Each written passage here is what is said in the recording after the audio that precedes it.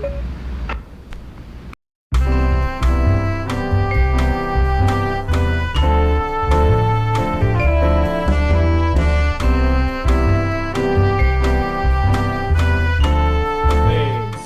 datang di Sobat Kino Podcast.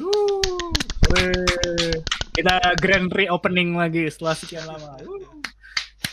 Hari ini kita mau ngobrol review film. Tapi sebelumnya kita harus bahas berita-berita terkini. Tapi karena gue belum ngumpulin, jadi gue berdasar yang gue temuin aja. Gue ada satu yang gue tahu secara nggak sengaja. Apa itu? Iko Uwais main di G.I. Joe. Udah itu doang yang gue tahu. Oh iya, gue baca itu beberapa minggu lalu. Anyway, banyak hal terjadi ya. Terakhir kita rekaman itu Marvel belum kembali, DC juga belum kembali. Sekarang udah banyak berita superhero movies. Kayak kita terakhir rekaman setahun yang lalu pas deh. Enggak. Kita bulan-bulan dekat-dekat September. Oh gitu. Pas corona ya. Hampir setahun lah. Iya. Sebelum kita rekaman juga udah corona, Lik. Lik, kita kan aman karena lagi corona, Lik. Yeah. Ya, jadi mungkin kita kayak rapid fire aja news-newsnya yang ada ya. Okay. Kayak kemarin ada yang paling baru sih ada teasernya Shazam 2. Oh. Kayak cuma lihatin seragam barunya kayak gitu lah. Oh ya. Kalian ada tanggapan soal Shazam?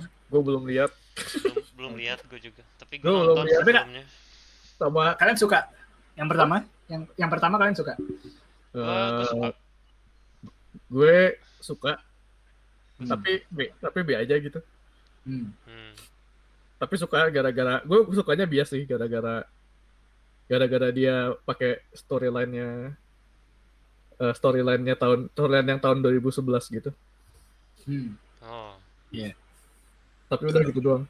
Gue nggak tahu apa-apa sih soal Shazam. Tapi kayak pas gue nonton, wah ini fresh banget plotnya. Iya, betul. Gara-gara ya saya kan formula superhero movie gitu-gitu aja. Tapi ini kayak wow. Karena pendekatan ke Christmas movie sama children banget gitu. Iya. Yeah. Kayaknya kalau gue sedikit banyak setuju sama Pelik, kayak fresh untuk genre-nya gitu loh. Waktu itu kan belum ada The Boys kan, belum ada Invincible, belum ada yang superhero spin-off lainnya lah. Terus tapi perasaan gue ketika nonton itu sama kayak perasaan gue ketika nonton Deadpool pertama. Kayak fresh ketika muncul, tapi lama-lama konsepnya jadi capek gitu. Jadi kalau misalnya sequelnya sama aja kayak yang pertama, kayak Deadpool kan sama aja kayak yang pertama, ya udah kita kayak udah nggak ada lagi yang bisa dilihat gitu. Kayak gitu aja sih. Ya, gue perasaan gue itu pas nonton Shazam ya kayak lo nonton kayak Deadpool 2 sih. Karena gue baca komiknya. Itu mirip banget plotnya. Ya ada yang dialter lah beberapa ini. Cuman kurang lebih sama sih. Kurang lebih plek-plekan gitu ceritanya. Nice. Yes. Oke, terus berita selanjutnya ada Michael Keaton confirm untuk Flashpoint. What? Flashpoint. What the fuck? Jadi ada teaser seragam Batman jadul gitu. Flashpoint yang Flash ya? Ya, Flash. Flash. Itu leak yang kayak dulu gue pernah minjemin komik ke lo atau gimana yang ada Flashpoint-nya deh. Iya. Yang ininya kartunnya ngaco banget gitu kan. Kualitasnya kalau nggak salah. Kartunnya gue nggak tahu kayaknya. Kartunnya oke kok. Kartunnya oke ya? Oke aja tapi ya udah. Kayaknya yang jelek tuh lo kayak ketuker deh. Yang jelek itu Killing Jokes, Rick. Oh, Killing Jokes. Yang jelek Killing Jokes tuh yang ada adegan ngewenya Batman sama sama siapa ya? Ya ada lah pokoknya. Gue lupa si Catwoman atau Black Canary, gue lupa. Ya, pokoknya kalau buat gue ya, kualitas kartunnya Marvel DC itu underwhelming banget sih.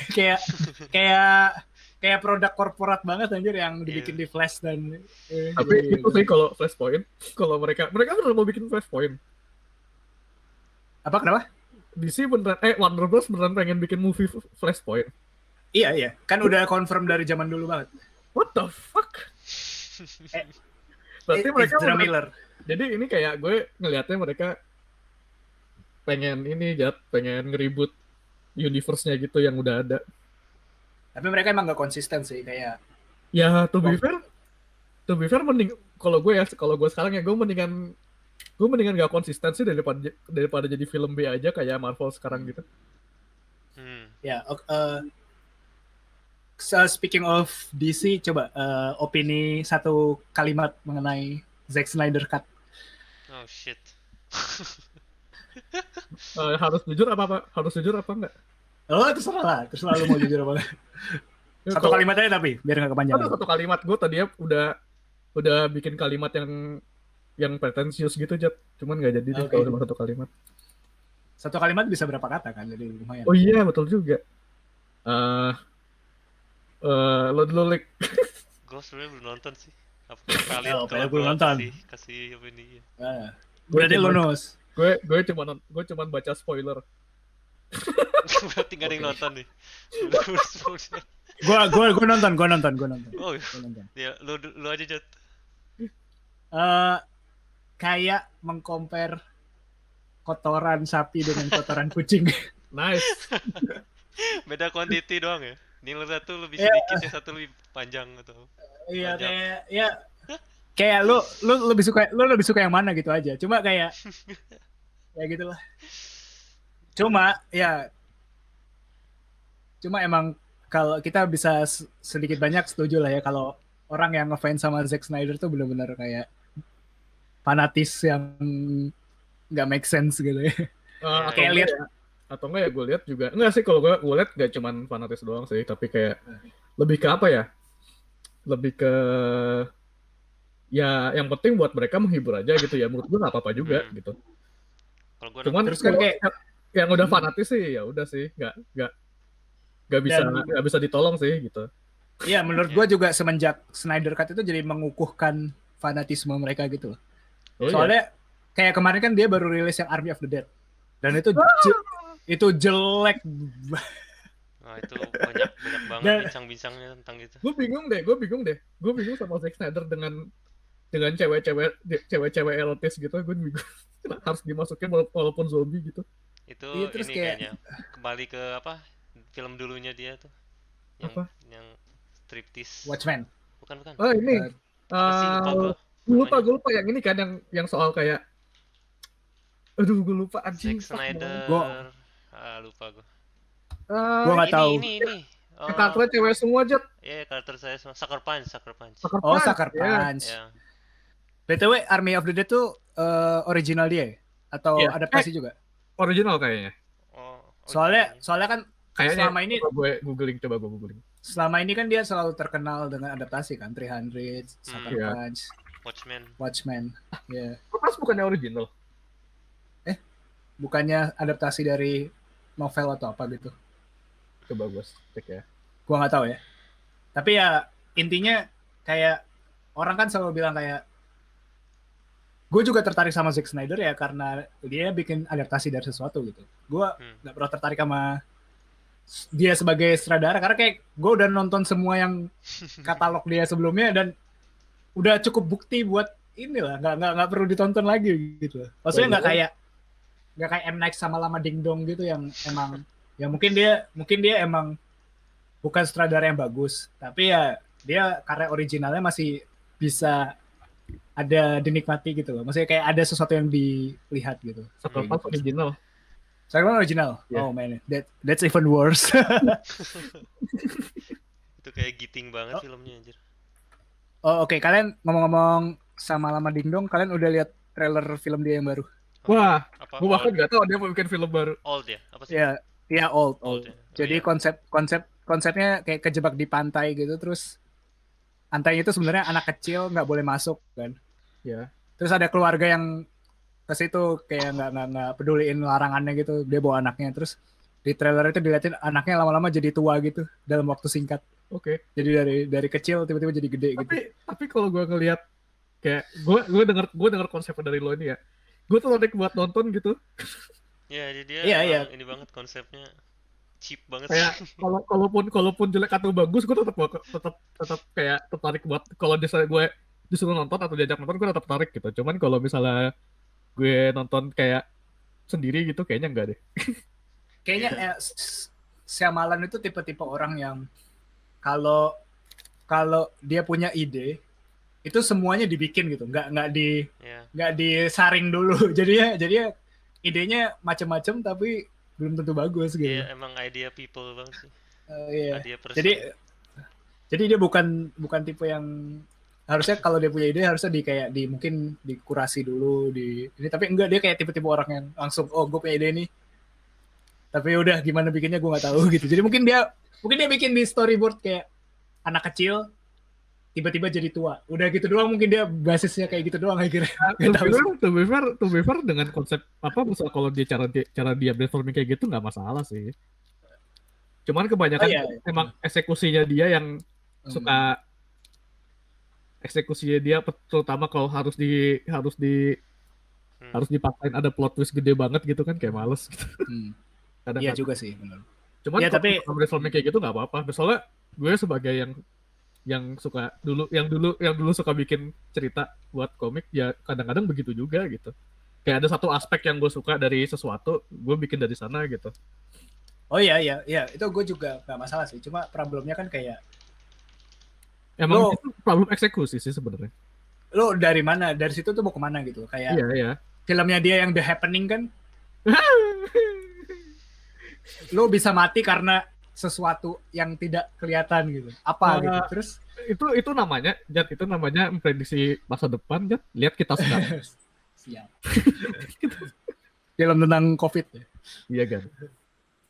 Ya, tapi kalau ngomong soal ide dari film dari ide konyol ya sama kayak B-movie lah. Kayak itu kan jokesnya si Seinfeld tentang lebah terus dijadiin film ya, gitu.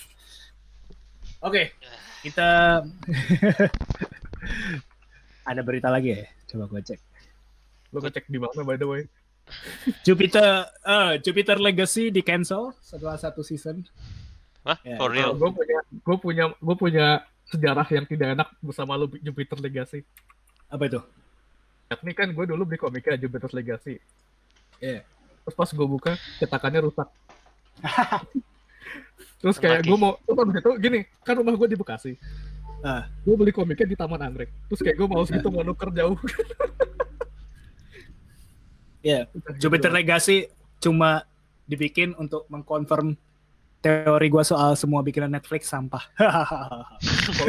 Kalau gue bukan ke situ sih ininya. Kalau gue bukan ke situ, gue konklusinya. Kalau gue konklusinya adalah Hollywood bakal bikin film apapun yang ditulis oleh Mark Millar. Udah gitu aja. Nah itu gue setelah ini ya, kan Netflix sudah punya Millar World dari tahun berapa gitu kan. Oh gitu. Terus dia udah beli Millar World. Iya, dia tuh udah beli Millar World. Jadi kritisisme gue itu gini. Dia tuh udah beli Millar World dari 2018-19 gitu. Oh, oke.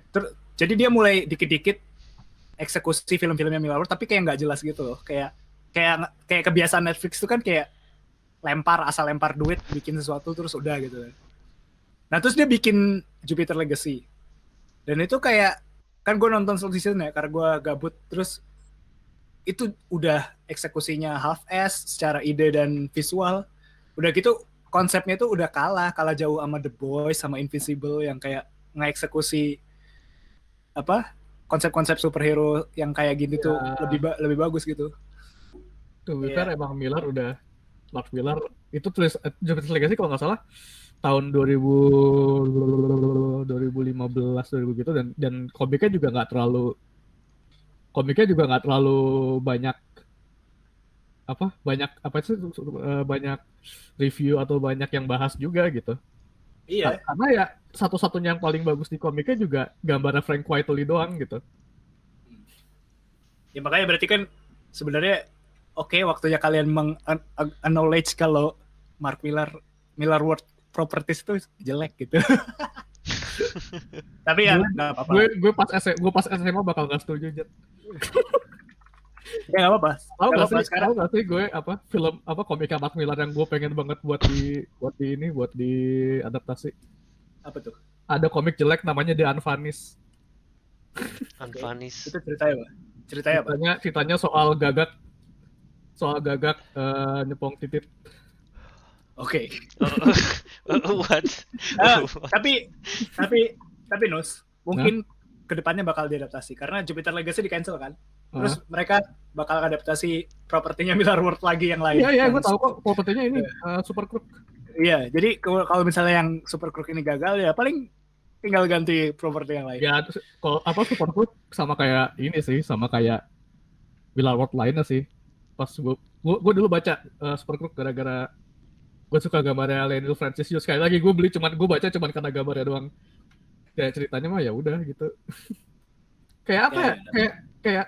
Kayak lo tau kalau tim superhero Thunderbolt gitu yang isinya tim atau Suicide Squad gitu ya, ditulis Suicide Squad kan cuman Mark Millar aja gitu. Oke. Ya intinya on brand lah sama Netflix. Properti DVD bajakan dengan high budget. DVD bajakan. Oke. Iya, gue selalu lihat semua propertinya Netflix tuh level DVD bajakan aja. Cuma high aja. Ya. Gue ngerti. Pokoknya tiada episode tanpa gue jelek-jelekin Netflix. Speaking of, oh iya ada ini juga apa? Gue baru lewat beritanya. Ini apa? Ini Netflix lagi, Jat. Silahkan marah-marah.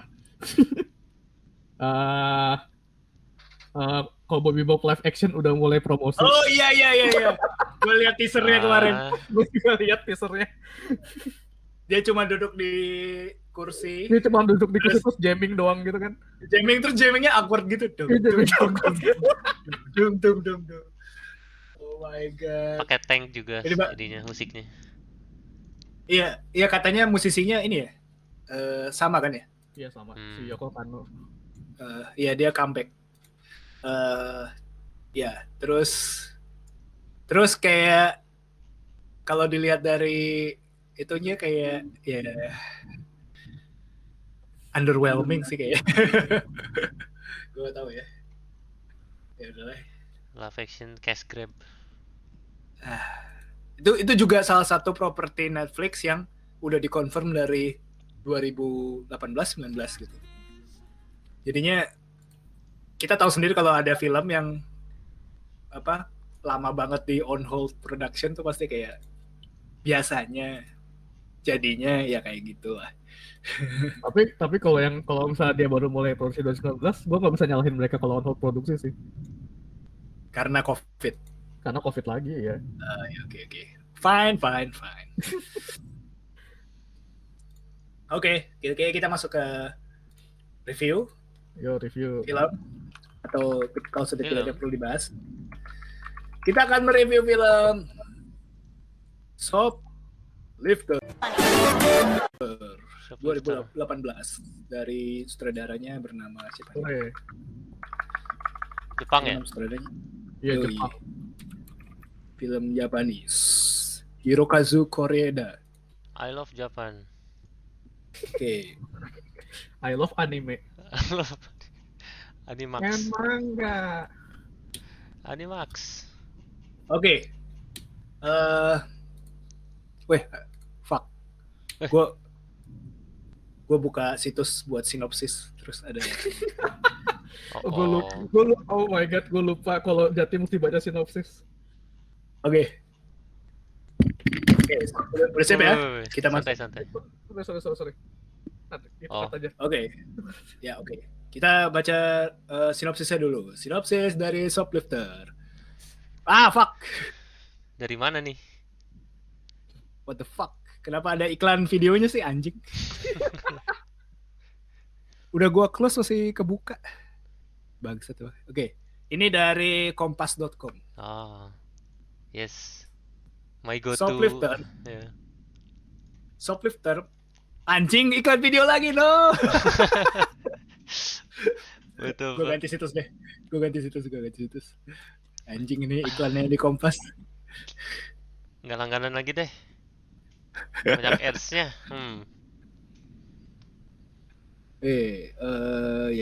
Bentar, mana ya? Simak artikelnya berikut. Oke. Sinopsis dari Shoplifter 1, 2, 3. Oke. Berawal dari cerita keluarga Kim Ki-taek yang hidup di miskin dan tinggal di sebuah rumah semi basement tak layak huni di tengah kota, hidup serba pas-pasan membuat mereka mengerjakan apapun demi mendapatkan uang, termasuk melipat kotak pizza untuk sebuah kedai. Bentar. Wait, Saudara, lu baca yang mana anjir? What the fuck? Dia namanya gue udah Semua- bingung aja. kalian semua bamboozled karena itu adalah sinopsis Parasite. Oh no. Oke, karena film ini banyak di-compare sama Parasite, jadi Iya. gue baca sinopsis Parasite. Oke, gue baca sinopsisnya benar sekarang. Shoplifter adalah film ini bernarasi tentang keluarga miskin yang tinggal di rumah sempit dan kumuh di pinggiran Tokyo. Rumah tersebut dihuni oleh 5 orang keluarga. Kepala keluarga bernama Osamu, istrinya bernama Nobuyo, seorang nenek bernama Hatsue, perempuan muda bernama Aki, dan seorang bocah laki-laki bernama Sota. Osamu adalah seorang pria bekerja sebagai kuli bangunan namun harus berhenti karena kakinya patah. Bla bla bla. Oh, ini bukan sinopsis, ini mah satu film. Ya, gue baca sinopsis sih. gue baca paragraf terakhir aja. Suatu hari Sota tertangkap ketika mencuri barang di toko karena terpojok oleh penjaga toko. Ya, Itu akhirnya endingnya. melompat dari jembatan. Itu endingnya.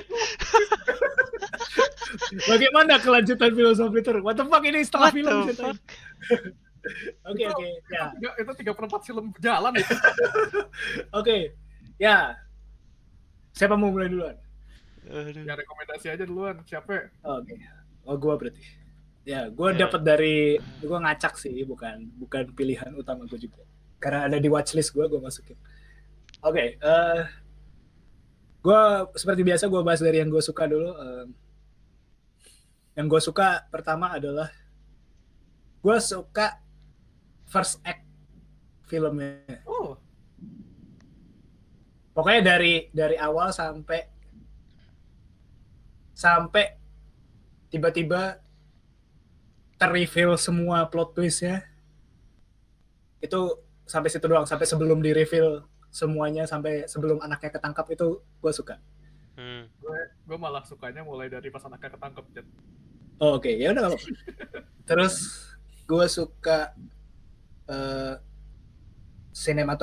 enggak sinematografi juga sih, bukan sinematografi ya, tapi ya kayak color grading kali ya, pewarnaan filmnya Emang nggak kayak film Jepang pada umumnya, karena ini ya kelihatan banget film festival bait banget.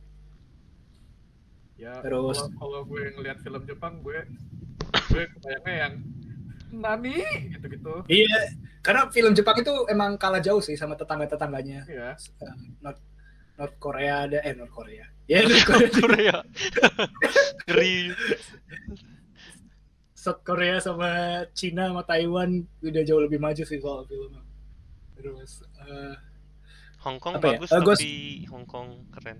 ya Hong Kong juga. Soalnya kalau Iya. orang ngomongin soal film Jepang pasti ngomonginnya yang era Akira Kurosawa lah, era-era jadul aja. Nggak ada Ya. yang pernah kayak high praise film-film modernnya Jepang gitu. Jadi kayak gue suka conversation-nya juga tipikal film festival lah ya, dialognya bagus gitu. Iya, iya.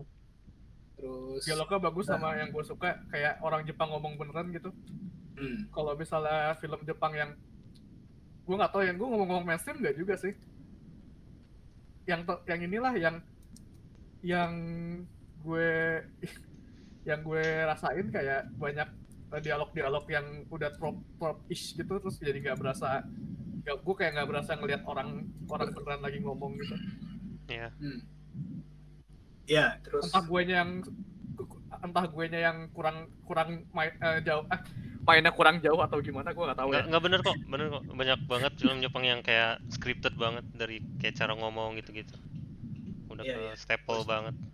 Kayak Iya, overly obnoxious gitu-gitu. Buat apa sih kayak capture emotionnya kayak gitu emang. Nggak tahu. Kebanyakan ini sell out sih sebenarnya Jepang kayak gitu makanya. Ya, kayak- terus terus gue suka aktor-aktornya kayak semuanya kayak perfectly cast gitu. Oh iya. Si anak kecilnya juga menurut gue salah satu aktor anak yang decent, karena gue tahu susah pasti nyari aktor anak yang bagus gitu. Terus gue paling suka karakter ibunya sih.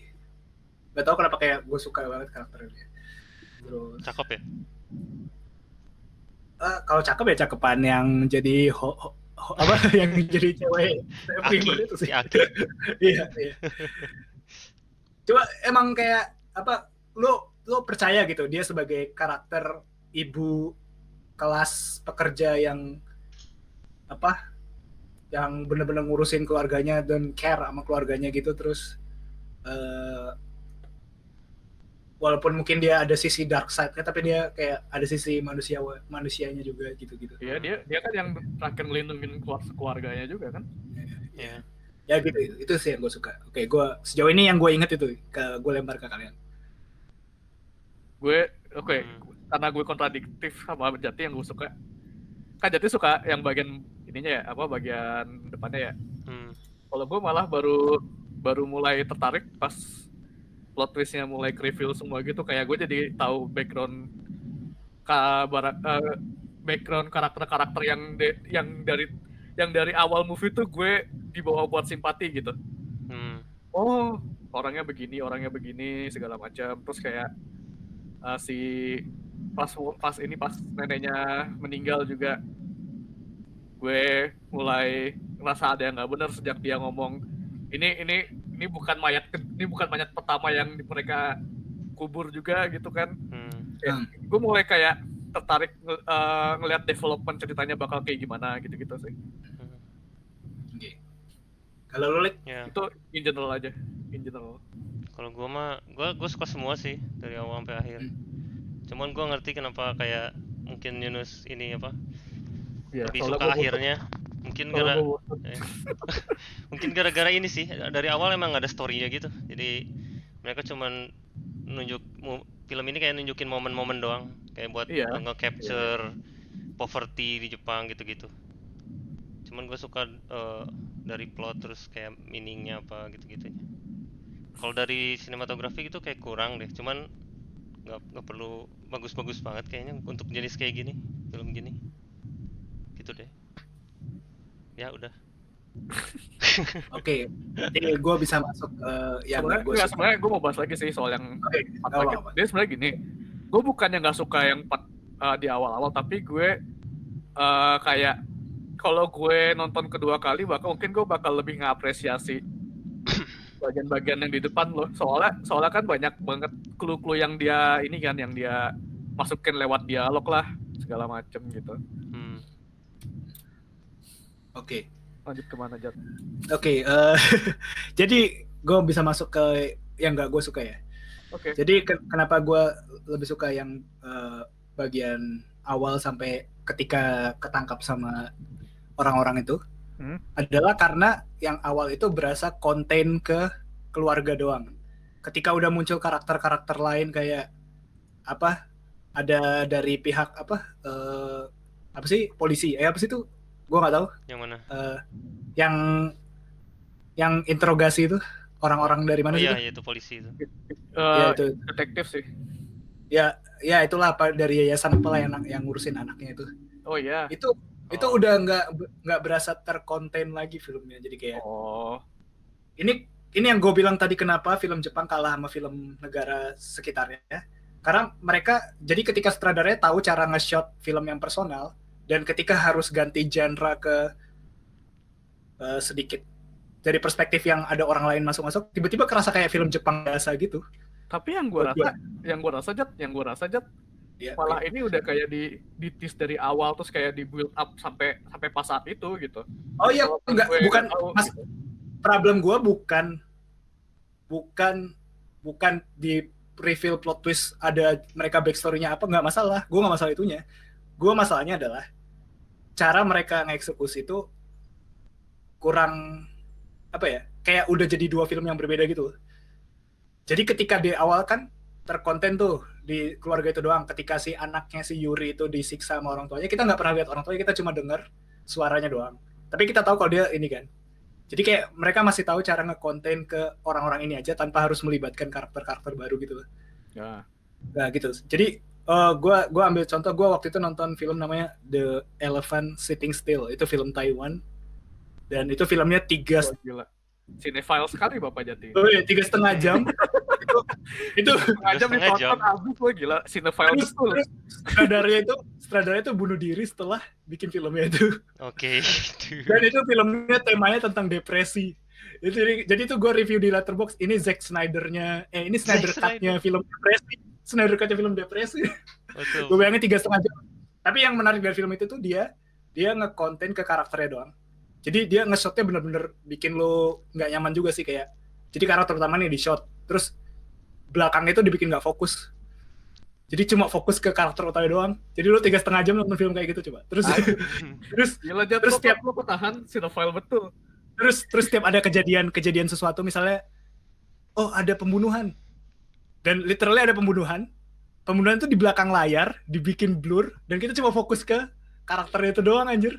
Jadi maksud gue tuh kayak ketika ada scene-nya berubah, lo tone film lo itu nggak berubah juga gitu. Jadi kenapa gue ngerasa kayak oh ini kayak beda film, mungkin karena jadi tone-nya kayak berubah gitu ketika yang interogasi gitu. Karena gue ngerasakan cukup konsisten kan dari awal sampai pas anaknya ketangkap, udah filmnya nggak pakai musik, terus kayak yang film si Pelik bilang tadi koleksi dari momen-momen gitu kan. Makanya berasa kayak vlog aja gitu. Iya kayak gitu. Terus menurut gue, nah itu ketika di reveal itu juga terlalu mendadak gitu loh, kayak tahu-tahu kita langsung belajar semuanya dalam satu momen gitu. Oh ternyata dia nama aslinya ini. Oh dia ngebunuh ini, terus oh dia ini kayak oke, ini udah dibuat. Sebenarnya yang investigasi itu gue ngeliatnya kayak cara mudah direkturnya itu buat eksposisi kan. Eksposisi sih. Yeah. Tapi terlalu kayak exposition dumb gitu. Gue nggak masalah sih. Tapi kayak too much information dalam ini mungkin bisa kayak di reveal pelan-pelan gitu. Maksudnya cara dia nge-reveal bisa dari kayak 1,5 jam 1 jam pertama juga bisa gitu sebenarnya. Cuma dia pilih buat eksposisi pas 15 menit gitu.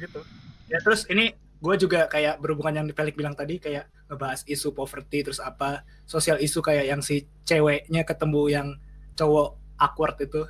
Ya.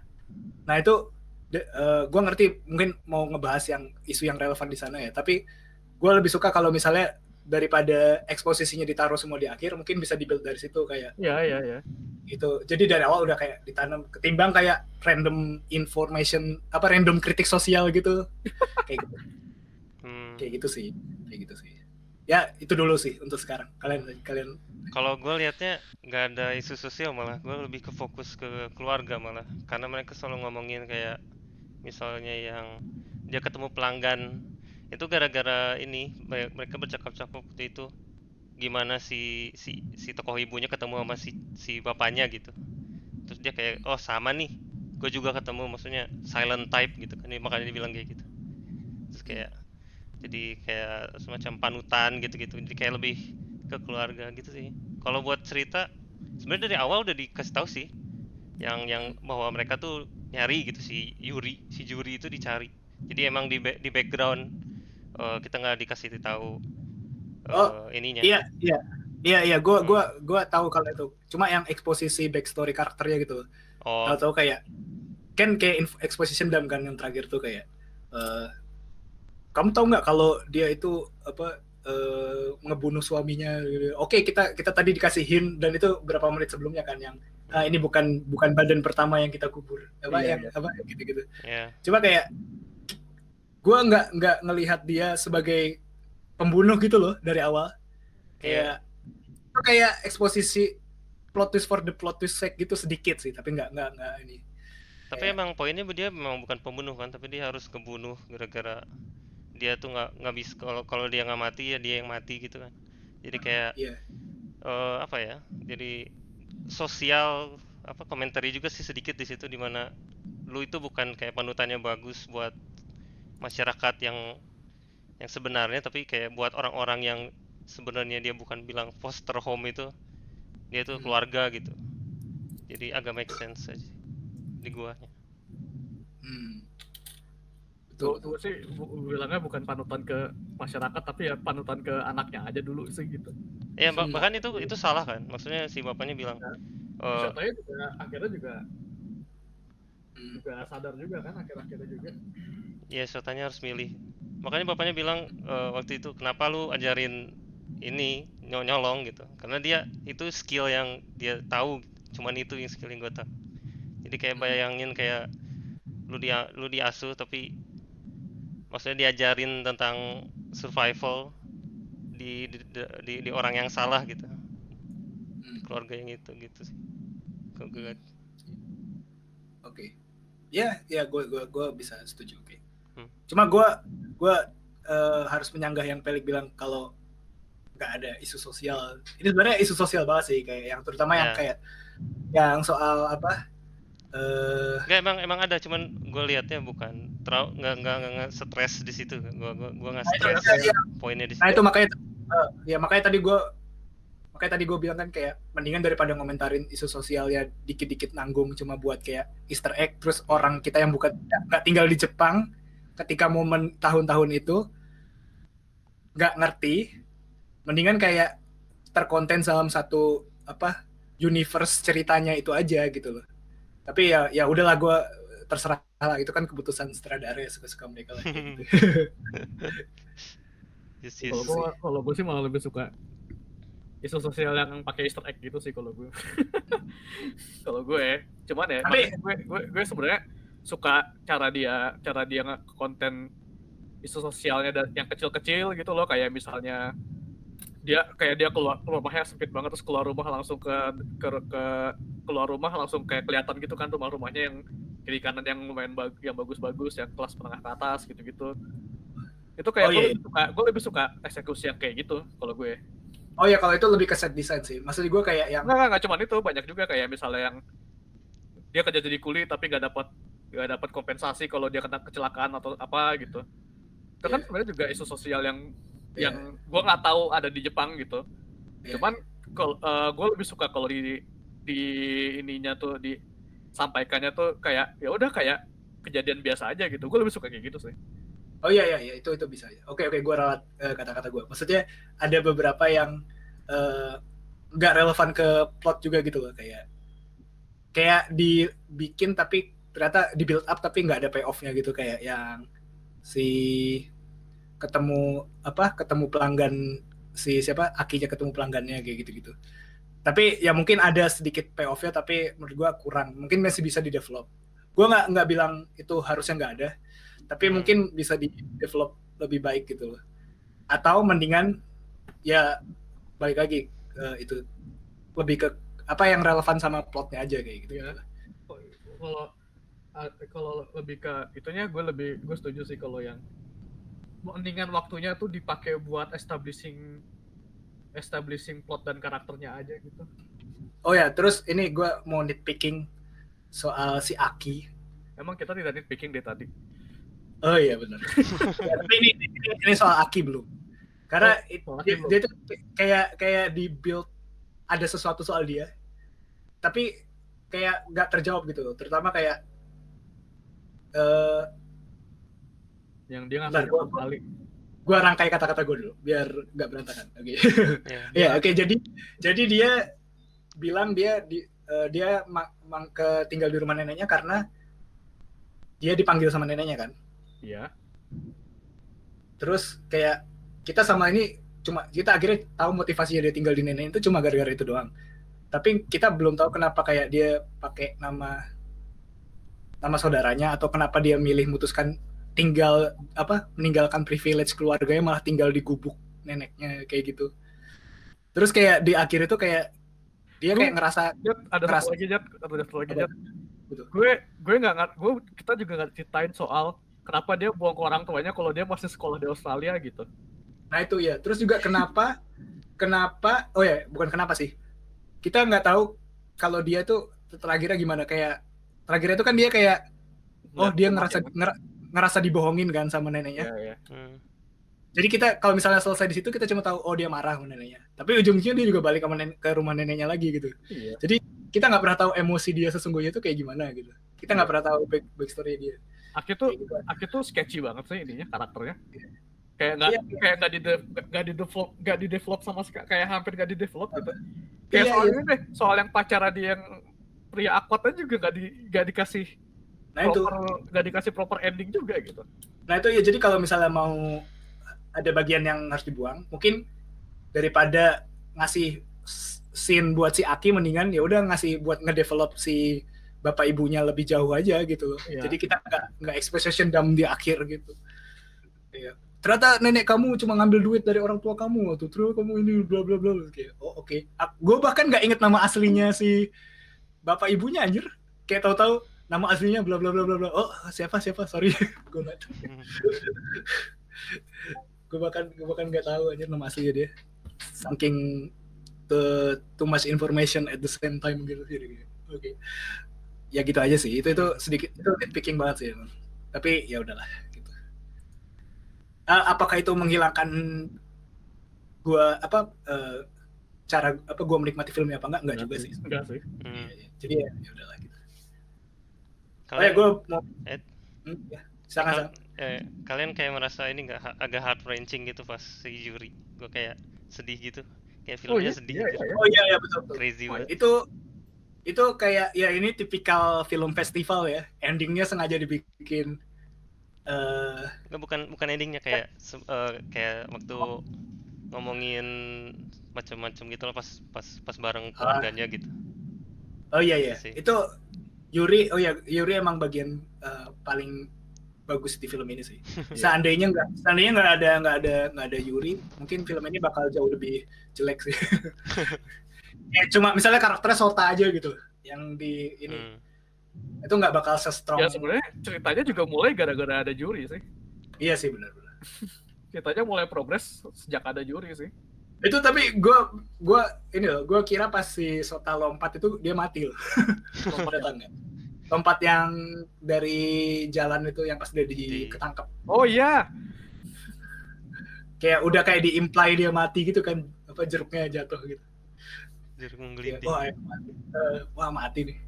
Shotano. Kalau mati, gue pikir directionnya bisa lebih emosional lagi sih sebenarnya. Kalau dibikin mati. Tapi kayak dia pingin sedikit happy ending, nggak happy juga sih. Ya, pokoknya happy ending buat si Sota lah. Tapi kayaknya kalau buat si jurinya nggak happy ending ya. Ya soalnya si jurinya kan akhirnya kan nongkrong di balkon lagi buat berharap buat diculik. Tapi kayaknya paling bahagia ya ibunya sih. Kayak dia udah nemuin kebahagiaan gitu di endingnya. Iya. Kayak udah resolve gitu. Kalau si Sota kan malah jadi kayak dia ke-reveal kalau sebenarnya si keluarga mereka ini walaupun sayang tapi ya in the end kayak every man for himself gitu. jadi kayak akhirnya malah jadi luka lagi, terus si bapaknya juga jadi ini. Kayaknya paling happy ending ya ibunya sih. Oh ya, yang gue mau mention kalau gue suka estetiknya kayak film 2000-an awal gitu. Oh, ya. Color gradingnya. Kayak, wow ini kan tahun 2018, kenapa kayak 2001 gitu. Bagus sih. Ya, itu aja. Ya, oke. Ada lagi yang mau ditambahin kalian? Udah kayaknya gue gitu. Gue juga kayaknya udah sih. Yang mau gue juga. Overall ya gitu sih. Gimana? Kino apa tidak Kino? Rekomen tidak rekomen? Saya rekomen. Gue Kino dan rekomen. Gue Kino dan rekomen sih sebenarnya. Oh. Gue rekomen tapi tidak Kino. Sorry guys. Ya bagus. Oh. Gue berharap lo nggak bilang nggak. Gue nggak berharap lo bilang Kino jadi nggak apa-apa. Supaya nggak Kino ya. Ya biar seenggaknya seenggaknya biar ada hampir Kino gitu. I mean, ya bisa sih kayak dikit lagi. Ya komplain gue yang tadi udah gue bilang semua itu. Gue bilang film ini bagus tapi nggak perfect aja gitu. Ya perfect gak perfect kan objektif. Iya objektif. Subjektif aduh. Subjektif ya. Oke. Ya ini festival bait lah ya filmnya. Iya festival bait. Soalnya kan ini apa? Pertama kali tayang di Cannes. Jadi ya pasti festival bait sih. Iya betul. Emang film festival bait itu sebenarnya formulanya bisa ketebak sih. Tinggal kayak eksekusinya aja kayak gimana gitu. Gitu. Oke. Untuk episode berikutnya silakan kita serahkan kepada Sobat Kino nomor 2. Siapa? Nomor 2. Felix. Gua, what? Pelik apa? Yunus. Oh gue. Yunus. Iya. Oh, gue mau kan kita ini kan baru jelekin film Jepang kan tadi kan di awal podcast kan. Jadi gue mau rekomendasi film Jepang. Apa itu? Gue bukan rekomendasi sih, ini watchlist sih, gue belum nonton sih. Iya, oke. Namanya ntar gue takut salah. Gue takut salah sama namanya. Namanya Tampopo. Apa itu? Tampopo. Tampopo tuh katanya sih film komedi western Jepang gitu. Terus ada hubungannya sama makanan, jadi gue tertarik gitu. Ada restoran di Gandaria namanya Tanpopo. Ya mungkin dari film ini namanya. Oke. Soalnya Tampopo. ceritanya soal ini, dia western tapi ceritanya Oke. soal keluarga yang punya ini kedai ramen. Anjir, di Rotten Tomatoes 100%. Oke, gue masukin watchlist. Ya gue rekomendasi Tampopo. Oke. Tampopo untuk episode berikutnya kita yang akan direkam entah kapan. Indefinite. Oke, kita masuk ke segmen berikutnya. What are you doing this weekend? This week. Oke, kalian ngapain? Kalian ngapain aja guys? Ngapain ya? Gue dulu apa siapa dulu nih? Ya, Yunus dulu aja. Terserah. Jadi gue akhir-akhir ini gue nonton channel YouTube namanya JCS Criminal Psychology gara-gara video gara-gara video direkomendasiin di timeline gue gitu. Iya, semua dapat ya, sampai jadi meme ya. Iya, Gua suka sampai sih. bagus Bagus gue nonton banyak gitu. Sama, gue juga. Terus sekarang sambil kerja nontonnya gituan kan lu lama kan kayak sejam, setengah jam gitu. Gue juga gitu kali kalau kerja nonton video-video yang sejam-sejam gitu. Iya. Aduh. Tapi seru sih kayak gue nontonnya gitu kan yang Pretending to be Crazy Looks Like. Iya, itu pasti yang pertama semua orang tonton, itu pasti itu sih. Enggak sih, gue sebenarnya gue udah nonton ya dari tahun lalu sih, cuman gue lupa videonya yang mana. Cuman yang ini yang Pretending to be Crazy itu ke ini lagi kan, jadi gue nonton lagi channelnya. Komen, ya dia bagusnya karena ada komentarinya, terus kayak dianalisanya kan, terus diedit juga jadi orang nggak bosen nontonnya gitu. Gue kayak terakhir nonton itu yang ini deh, yang selain yang gitu, kayaknya yang ntar gue lupa lagi. Favorit gue tuh, gue suka yang dia pura-pura dia pengen nyewa pembunuh bayaran buat bunuh suaminya, tapi ternyata pembunuh bayaran itu polisi, jadi dia nggak tahu. Terus akhirnya polisinya kayak ngasih tahu suaminya kan kalau istrinya nyewa pembunuh bayaran. Gue terakhir yang sebelum yang school shooting, gue yang incel, yang teroris incel anjir. What? Oh, yang dia ini yang bunuh teman kosnya ya? Teman lagi sih kayaknya banyak. Apa itu bukan ini ya? Apa itu bukan JCS ya? Ada pokoknya yang dia ngelindes pedestrian, ngelindes pejalan kaki pakai truk. What? Oke, gue belum lihat kayaknya. Iya. Cool. Ya, jadi sekarang gue nonton begituan karena lama videonya. Jadi nggak apa-apa. Ya, gue juga suka nonton channel-channel yang random kayak gitu juga sih. Subscription gue tuh bener-bener kacau aja kalau di YouTube. Sama kok gue juga. Kalian nonton Chills gak sih? Enggak, gue kan Number 10. Tapi to be honest, kadang gue sebelum tidur gue suka nonton top 10 yang horor itu juga. Gue nonton itu tiap pagi, tiap baru bangun tidur. Tapi gue kan gue kalau nonton YouTube tuh sekarang kalau video di atas 20 menit pasti gue ketiduran di HP gitu kan sambil tidur. Tapi kadang yang kayak model Chills itu pasti gue juga nggak tahan sih, kayak anjing suara naratornya kayak tai gitu. Gue langsung ganti video gitu. Kayak tetap ngaruh juga tuh. Kadang kalau channel horror gitu kayak sengaja dibikin anjir logatnya kayak today we are gonna talk about the murder of kayak sengaja dibikin gitu aja. Ya gitulah. Oke, lo ngapain? Gue kemarin minggu lalu nonton The Last of Us. Salah. The Quiet Place. Itulah A Quiet Place. Quiet itu yang ini bukan sih? Yang John Krasinski. Ini Shia LaBeouf. Shia LaBeouf. Bukan ya? Bukan. Bukan ya? John Krasinski movie. Shia LaBeouf apa ya? Shia LaBeouf apaan? Shia LaBeouf. Yang film horor dia nggak boleh ngomong gitu. Itu mah itu emang dia masih bikin film. Film terakhirnya Shia LaBeouf yang ini jadi bapak Amerika gitu. Dia jadi bapak Amerika, terus dia film horor. Pokoknya Horor pokoknya bukan gue lupa entitasnya nggak boleh ngomong apa. Terus nanti dia dibunuh gitu. Gue inget karena di review sama redaktor media gitu, jadi gue inget gitu. Oke. Oh. Ya kalau ini yang gue tonton kemarin A Quiet Place Part 2 yang baru. Oh iya. Gimana? Sama kayak yang pertama anjing. Lah sama aja. Betul. Persis. Gimana Cuma sih? dalam beberapa aspek malah lebih buruk. What the fuck? Terus gue nonton di bioskop kan. Iya. Nggak worth it banget. Mendingan kalau mau nonton tunggu ada di torrent atau di Netflix aja. Nggak worth it. Tapi di bioskop juga pilihannya antara Quiet Place sama Conjuring, ya udah gue pilih Quiet Place aja lah. Seenggaknya udah tahu lah standarnya seberapa gitu. Kayak film, kayak disuruh film Marvel atau filmnya Raditya Dika, jadi ya udah mending film Marvel. Kalau gue sih mending gak usah nonton, Jat. Oh iya, benar juga. Sial. Sama gue kemarin. Terakhir gue nonton di bioskop tuh apaan? Apa? Cats the movie. Mantap, tuh 2019. Oh no. Itu gue nontonnya VIP sendirian. Itu bahkan sebelum corona anjing. Iya.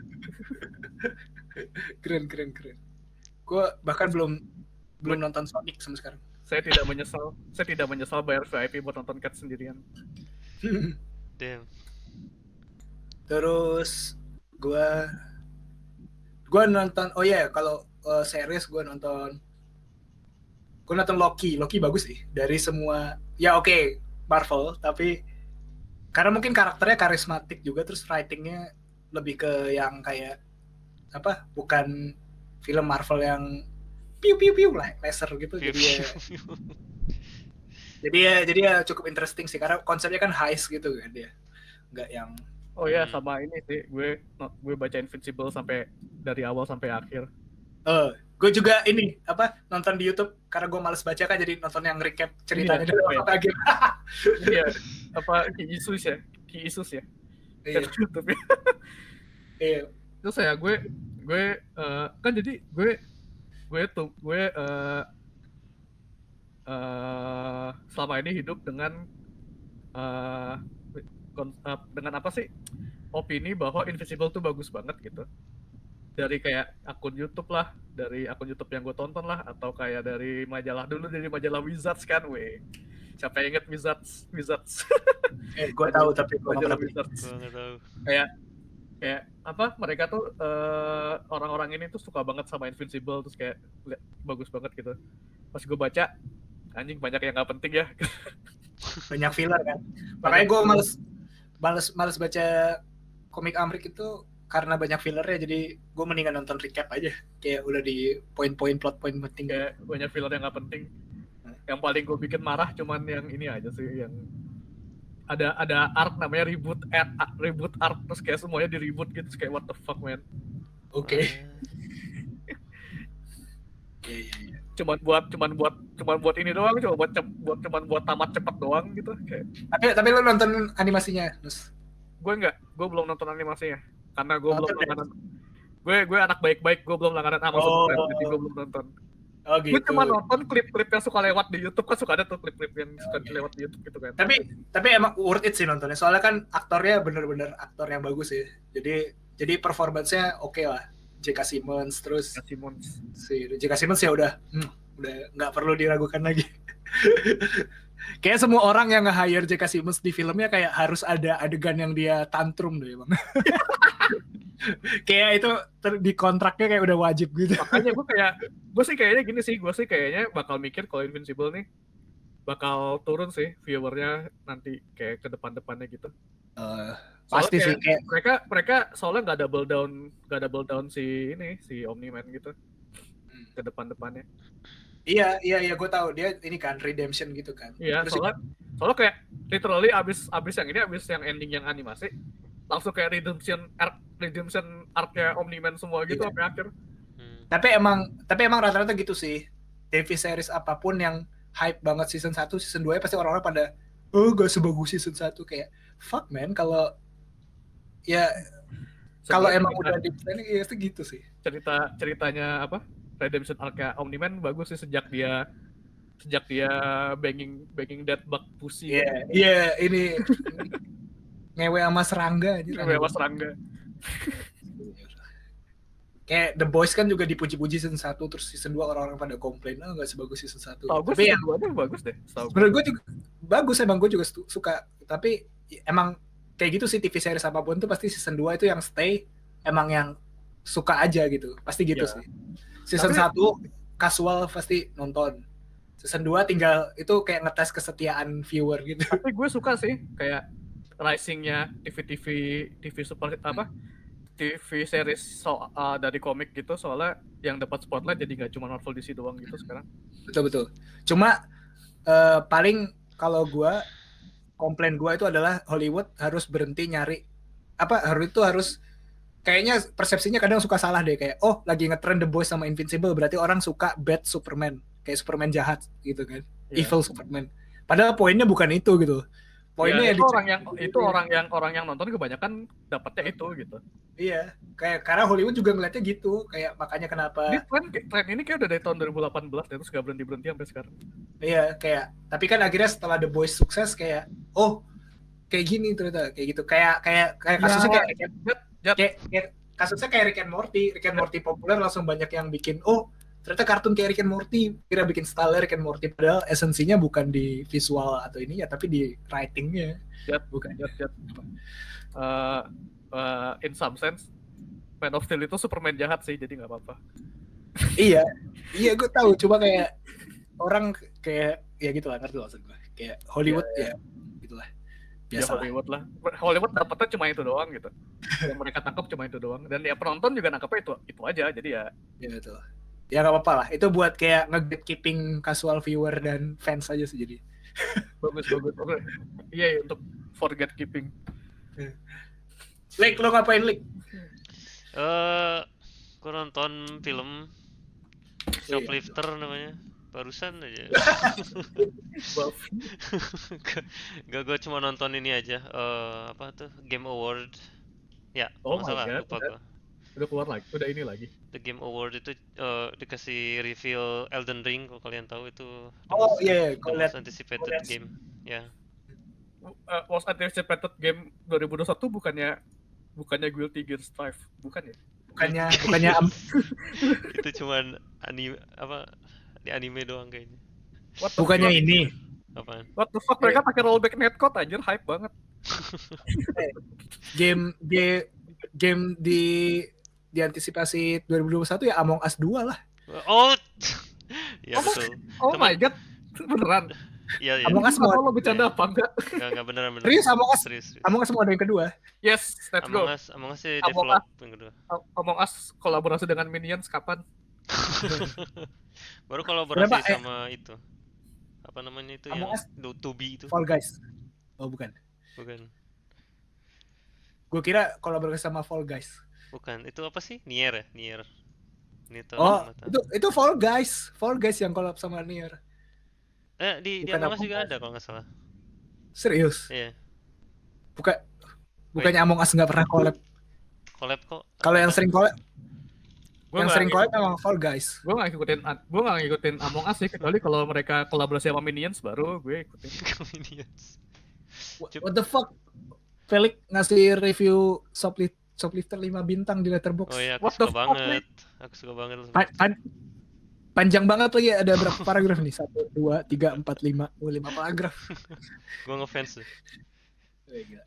Gimana Lik? Jadi seleb Letterboxd. Tai, anjing. Bukan. Itu orang random aja nge-like. By the way. Tapi lo selalu ada yang komen anjir. Kalau gue aja nggak pernah ada yang komen. Nggak tahu sih. Gue juga nggak ada yang komen karena gue nggak punya Letterboxd. Yes. Bikin dong. Ntar gue follow. Bikin dong. kita jadi ini Cara dong. bikinnya gimana sih? Ini login maksudnya Itu maksudnya kayak- kalau mau bikin login apa sih sign up gitu? Bisa pakai sign Facebook up. kan kalau nggak salah. Login Facebook. Ya. Ya, intinya kayak bikin akun biasa aja lah. Hmm. Ya ini Oh my God. Game Award ini juga ngomongin Among Us juga baru ada map baru gitu. Haha. Mantap. Siapa? Ada, Apa Among Us? ada map baru. Lo main Among Us? Enggak, Lo maksudnya Among Us League? enggak. Gue Oh, lu nggak main sih? literally dikasih tahu itu harganya goceng, gue nggak beli sama sekali. Loh, Waktu goceng. Hey, Stop. Main di HP gratis. ya enggak. Ya. Enggak, Gue nggak main. ayo main League sama gue League. Kita What main. the fuck? Enggak. Gue main Town of Salem aja gue main. Itu kayak werewolf Itu- gitu. Oke. Speaking of werewolf, kalian tahu ada film namanya Werewolf Within? Wait, what? Kayak pernah denger gue. Jadi Werewolf Within tuh game werewolfnya Ubisoft dan dijadiin film. Namanya Werewolf Within. Oh. Jadi ada trailernya kalau kalian nanti cek di YouTube bisa cek. Udah ada trailernya. Jadi konsepnya kayak pingin ala-ala Knives Out gitu. Jat, Oh, no. tahu nggak? Coba tebak yang nulis screenplaynya Werewolf Within. Siapa namanya? Siapa? Michelle Wolf. What? Wow. What the fuck? Ini ada nih apa Werewolf Within is an upcoming American comedy horror film directed by Josh Ruben from a screenplay by Mishna Wolf. Gila. What? Udah the best Nice. masterpiece kayak ini. Ini kayak apa tuh sutradaranya Spider-Man-nya Andrew Garfield, Oh, itu si Mark Webb. Mark Webb. Iya. Kayak gitu. Takdir. Apa atau CEO-nya Nintendo yang sekarang, Doug Bowser. Oh, udah bosan. Tujuan hidupnya buat ini, Werewolf Within. Eh. Wolf. Atau itu mungkin plotnya isinya orang-orang Jerman semua kali ya. Wolf.